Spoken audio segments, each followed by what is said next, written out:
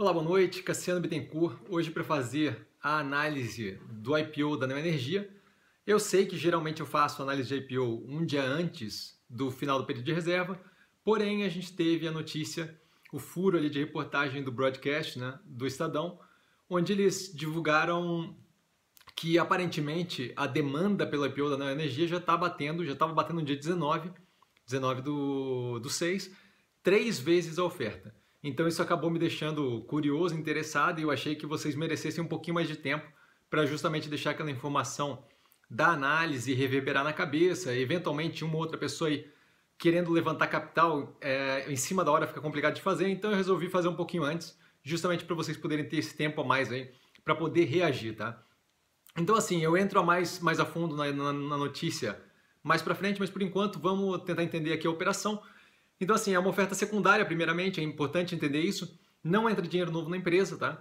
São acionistas que estão reduzindo posição ou saindo. Então, a gente tem ali como os 3 acionistas o BB Investimentos, que está saindo 100%. Então, assim, a ideia é pegar os 9,34% que ele tem de participação na Neoenergia e se desfazer daquilo tudo, ficando com zero, saindo completamente.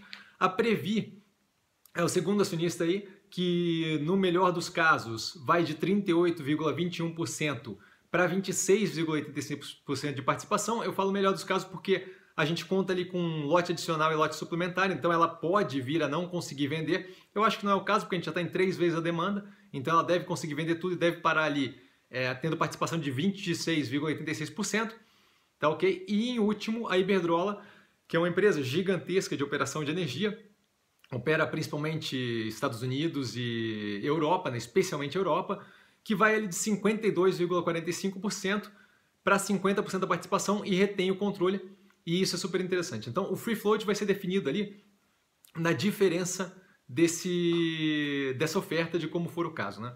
De qualquer forma, a gente vendo ali a empresa, a Neoenergia é uma empresa integrada, e aí quando eu falo isso eu quero dizer que ela trabalha todas as partes da operação de energia, então ela tem geração, tem transmissão, tem distribuição e comercialização, tá ok?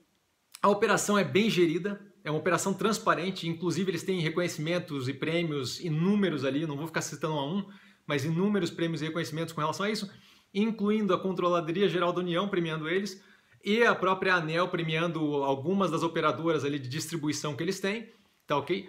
O rating deles de crédito pela S&P é o BR AAA, então BR AAA, o que significa que ela é o melhor rating de crédito que pode ter no país, no Brasil, do BR ali, e ela tem o mesmo rating global que o Brasil, que o país, BB-. Então, assim, isso é super positivo, e isso mesmo com endividamento forte. Então, a empresa é super bem vista pela agência de rating, o que favorece ela na tentativa de financiar as operações, no custo de endividamento.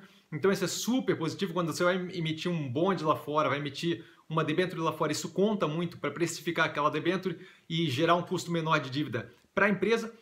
Ela é concentrada em segmentos regulamentados, o que é positivo porque gera aí uma previsibilidade de fluxo de caixa e, além disso, gera uma proteção natural, porque a revisão tarifária é muitas vezes atrelada a justamente a evolução dos custos dessa operação.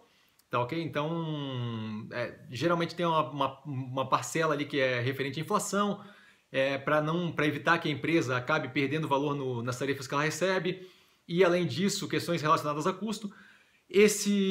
Do total que ela tem ali, 93% do lucro líquido e 79,8% do EBITDA é justamente nesses segmentos regulamentados, então é uma grande parcela da operação que é justamente garantida por isso, isso é ótimo. A empresa está em franca expansão, especialmente no que tange transmissão e geração de energia, então isso também é positivo, a gente vê ali um futuro que deve evoluir, não adianta querer pegar uma empresa parada. Quando a gente fala da parte operacional, a gente vê que ela se divide ali basicamente em 3 partes, tá? Distribuição e transmissão, que eles chamam de redes, que é responsável por 94% da receita líquida no primeiro trimestre de 2019, 88,4% de EBITDA.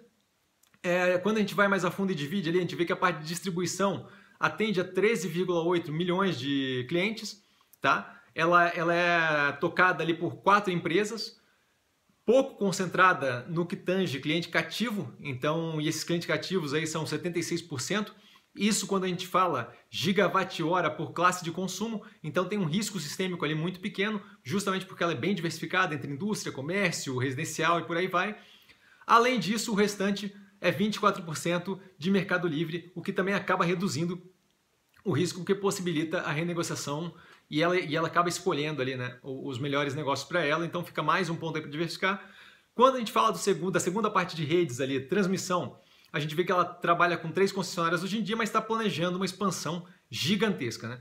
Essas duas partes aí, que somam e geram a rede, né? A distribuição mais transmissão, tem uma margem EBITDA ali de 17,7% quando a gente fala do primeiro trimestre de 2019, frente a 14,75% comparativo, né, contra o primeiro trimestre de 2018.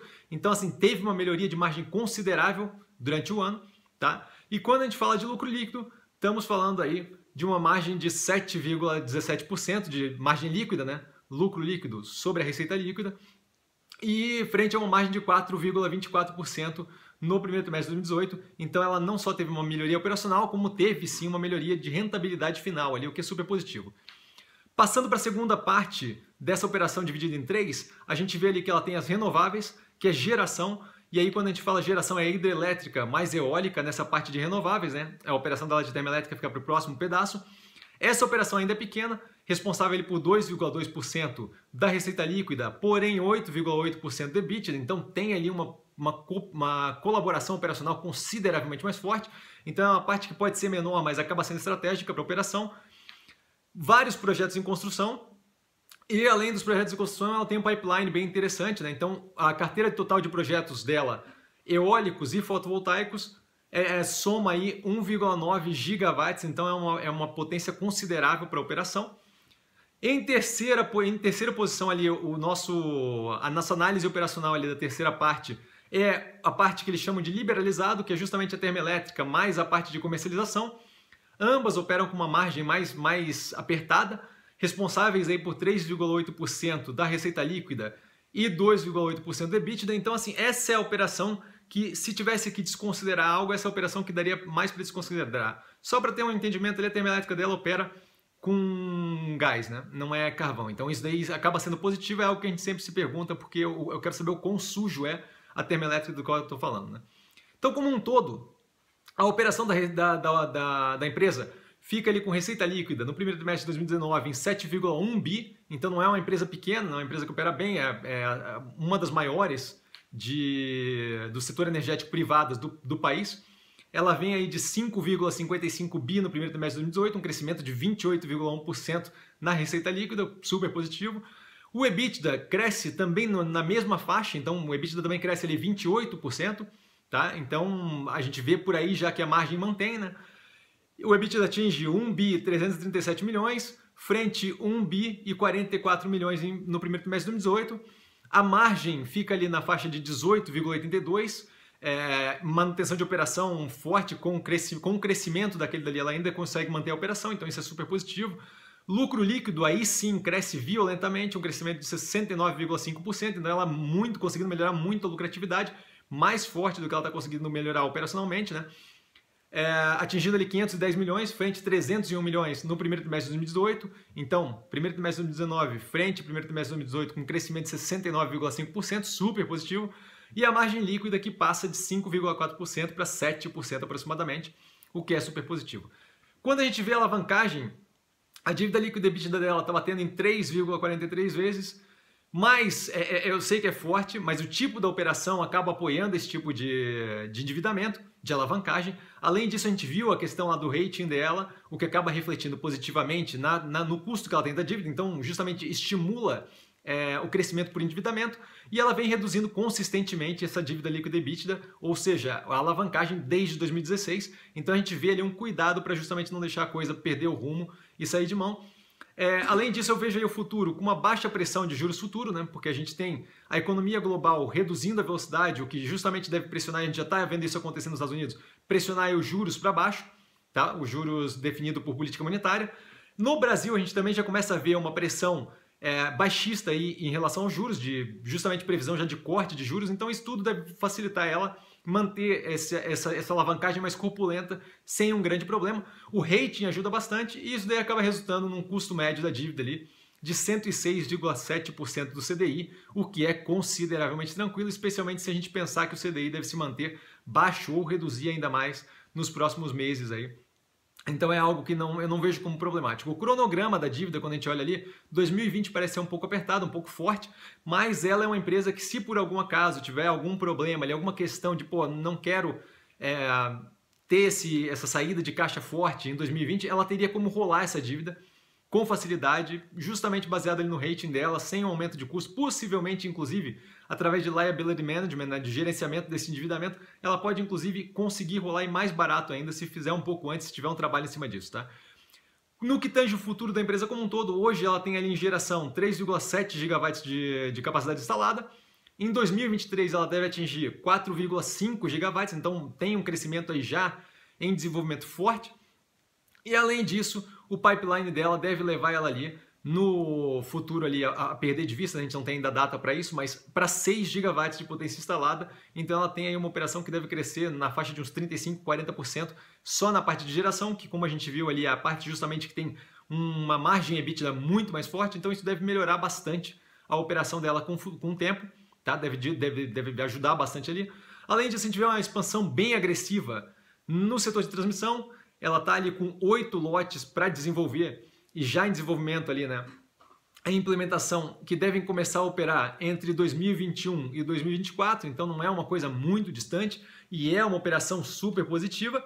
E ela fala bastante em buscar ativamente tanto novos investimentos quanto novas concessões e isso é super positivo. O ponto que me chamou a atenção disso tudo e que justamente eu acho que deve justificar aquela demanda agressiva, eu nunca tinha visto isso dentro do IPO dessa forma, demanda agressiva tão rápido, tá? É justamente, eu acho que quando a gente olha ali no prospecto, a diluição, e a diluição ela mede o quê? O valor patrimonial das ações antes do IPO comparado com o valor patrimonial das ações pós-precificação, né? E aí ele sempre mede ali com base no preço médio.